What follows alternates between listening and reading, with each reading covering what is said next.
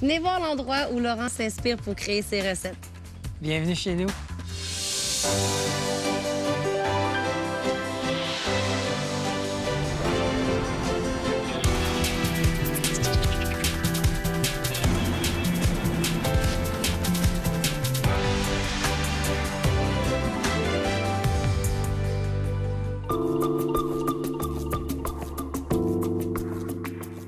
Bonjour et bienvenue à Visite Libre. Nous sommes aujourd'hui en compagnie de Véronique Deneau et Laurent Godbout. Bonjour tous les deux.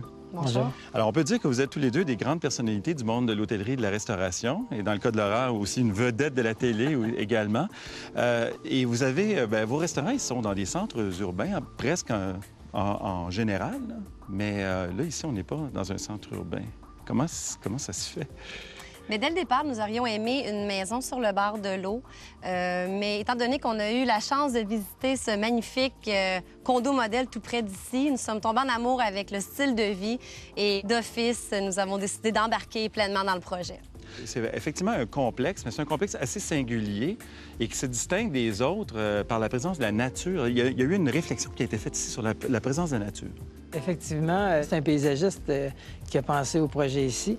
Et il a voulu faire ça, justement, contrairement à ce qu'il fait habituellement, où est-ce que, bon, on construit la maison et après ça, bien, vient le paysagement autour. Donc, lui, il a fait ça à l'envers. Pour cette fois-ci, il a dit, j'ai envie de me faire plaisir à moi. Donc, il a décidé de travailler avec la nature en premier, puis ensuite de construire des condos à travers ça, tout en respectant, bien entendu, différentes règles que lui voulait, entre autres des séries de 3 maisons, où est-ce qu'en chacune, il y aurait déjà beaucoup de boisés, de travailler avec le maximum d'arbres qui étaient déjà sur place. Oui, d'ailleurs, on le voit très, très bien dans l'aménagement ici, la largeur des rues, l'aménagement en particulier des chemins, des chaînes des trottoirs et l'éclairage nocturne, tout a été réfléchi pour être un petit peu, se distinguer, en fait, des aménagements habituels des quartiers et aussi de vraiment miser sur la naturalisation. Ça, c'est l'architecte paysagiste Denis Bourgeois qui a pensé à ça. Mais ce qui est assez fascinant, c'est que les maisons, elles sont très, très sobres. Elles sont pas d'aspect naturel. Hein. Mais ça, il y a une raison derrière ça aussi. Tout à fait. Bien, étant en amour avec le Baaz, tout comme les gens qui ont participé au projet, chacun devait, à sa façon, choisir la devanture de son condo ou l'espace intérieur, comment ça avait été aménagé. Nous avons décidé de faire notre petite touche personnelle en ajoutant des matériaux différents, des couleurs accents, qui fait que ça crée une certaine chaleur à l'intérieur d'un complexe qui peut être si sobre et si neutre comme respecte les règles du Baaz. On est assez intrigués.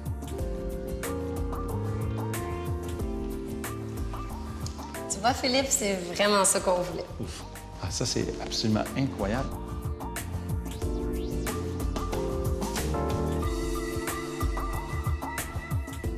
On ne s'attend pas à ça du tout quand on arrive de la rue.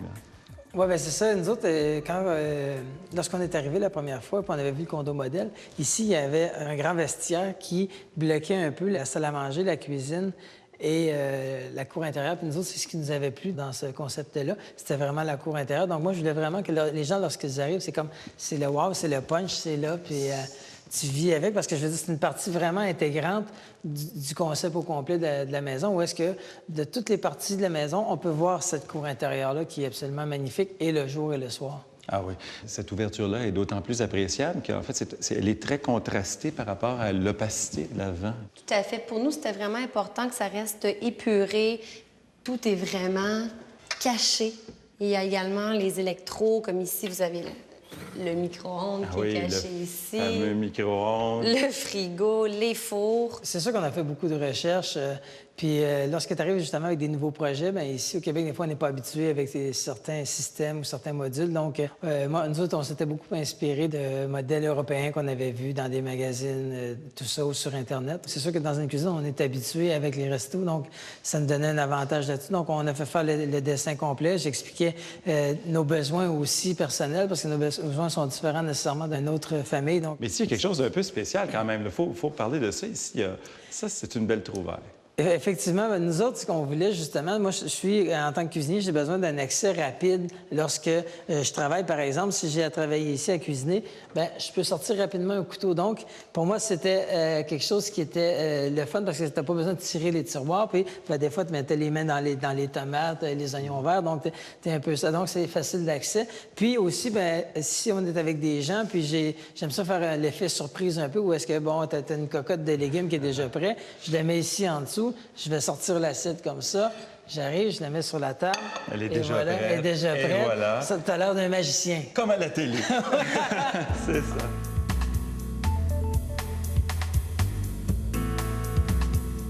Ce qui m'inquiète un peu, c'est que les couteaux sont là, mais les planches sont sur le mur ici. C'est un peu particulier. Ça, il faut que vous nous parliez de ce mur-là ici, parce que c'est un espace très dépouillé, mais il y a de la texture. Lorsqu'on a travaillé ici autour du projet avec toute l'équipe du BAS, on leur a demandé certaines choses, justement, on voulait qu'elles soient différentes. Et puis, on cherchait au niveau des textures, au niveau des détails. Puis, au niveau des murs, bien, c'est sûr que le côté bois, nous, ça venait nous chercher, tu sais. On aime beaucoup la chaleur que ça peut dégager. Puis, on voulait de la texture, de la profondeur là-dedans. Donc, ce qu'on a réussi à trouver, bon, c'était un peu complexe de trouver quelqu'un qui venait de trouver les morceaux comme ça. C'était très dispendieux. Donc, on a commencé à travailler sur des idées. On a toujours une approche un peu différente et on a trouvé les dessus de comptoir comme chez Ikea. Et donc, on a fait tailler ces morceaux-là, puis que finalement, en une semaine, ils ont réussi à nous installer un magnifique mur comme ça en bois. Puis là, il y a une petite touche de couleur quand même dans cet univers tout blanc. Ce fut une longue bataille. Ça reste neutre, plutôt dans les tons de blanc et aussi de texture comme le bois, les matériaux utilisés, mais d'avoir quand même une petite touche de vie. Puis le mauve a été l'heureuse élue. Puis on se sent aussi, nous, très privilégiés parce qu'on a l'impression que vous nous attendiez à la table, mais ce que je comprends, c'est que c'est toujours comme ça ici. C'est effectivement toujours comme ça. C'est important pour nous de toujours être prêts à recevoir de la visite si ça sonne. Puis le fait d'avoir un comptoir comme ça qu'on peut travailler, bien, c'est agréable également que les convives soient assis, les amis. Ici, vous voyez que le comptoir est sur roulette. Donc, il est possible de le déplacer, de le rouler. Si on désire aller à l'extérieur, on rouvre les portes, on déplace le comptoir et on peut déposer une grande table de mets qu'on a cuisiné à l'intérieur. Permettez-moi d'insister parce qu'il y a beaucoup de détails. On voit la table qui reprend le motif des deux couches avec l'espace intermédiaire. Donc, j'imagine que tout le monde peut ranger ses armes pendant le repas. Mais il y a une fente dans le milieu, là, ici. Exactement. Cette fente-là, lorsqu'on l'a créée à la base, c'était pour mettre... On pouvait aléatoirement pouvoir dire, on va mettre un bloc, par exemple, de plexiglas, de couleur ou blanc, avec différentes incisions dedans, dans lesquelles on pourrait mettre un panier qui serait suspendu ou des baguettes chinoises pour manger des sushis. Donc, rendre ça un peu ludique, si on veut.